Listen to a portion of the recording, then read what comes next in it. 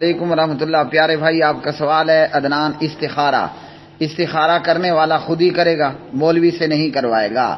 ہمارے ہاں یہ ٹرینڈ ہے کہ مولوی سے کروا لیا جاتا ہے، اور پھر یہ کہ جناب یہ اچھا بندہ پیسے نہیں لیتا، وہ پیسے لے پیسے نہ لے، آپ بغیر مانگے پیسے دیں یا مانگتے ہوئے اس نے مانگ لیا آپ نے پیسے دیں۔